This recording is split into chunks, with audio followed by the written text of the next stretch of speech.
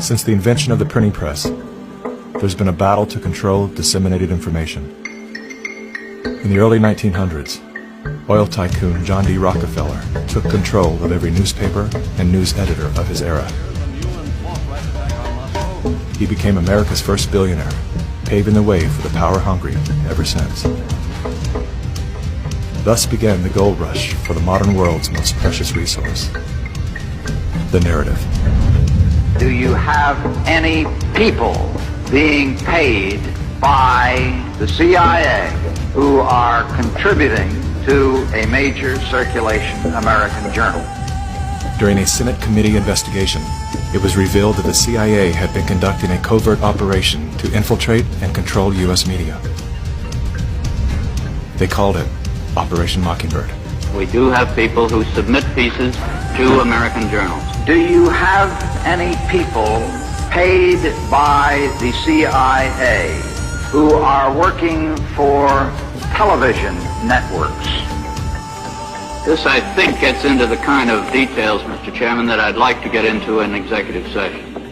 Over 3,000 CIA contracted and trained operatives are placed in key positions within top media outlets.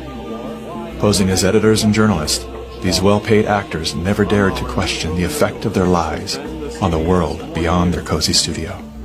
How often does the CIA manipulate the media in this way? It goes beyond your wildest imagination. Setting up student organizations so they could draw radical students in. 5,000 university professors co-opted to help the CIA manipulate people's minds. Journalists in the U.S., including big-name journalists, co-opted to function routinely to help the CIA put out stories and biases to the world. As this 1952 CIA memo says, the aim is controlling an individual to the point where he will do our bidding against his will. It's a great brainwashing process to change the perception of reality of every American to such an extent no one is able to come to sensible conclusions in the interests of defending themselves, their families, their community, and their country. Would you say that continues today? Well, I would think probably for a reporter it would continue today, but because of all of the revelations, I think you've got to be much more careful about it. So how do we know that Operation Mockingbird still isn't in effect? Well, we don't. It was the Telecommunications Act of 1996 that opened the door for predatory corporations to monopolize the industries of print and broadcast. This bill protects consumers against monopolies. It guarantees the diversity of voices. Today, a handful of corporate empires own and control the vast majority of everything you read, hear, and watch.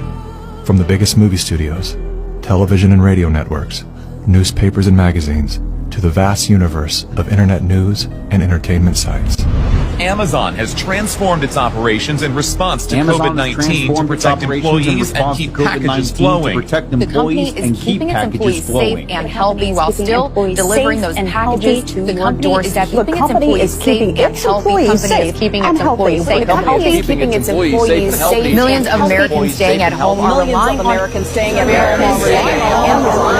Amazon. And that is how it works.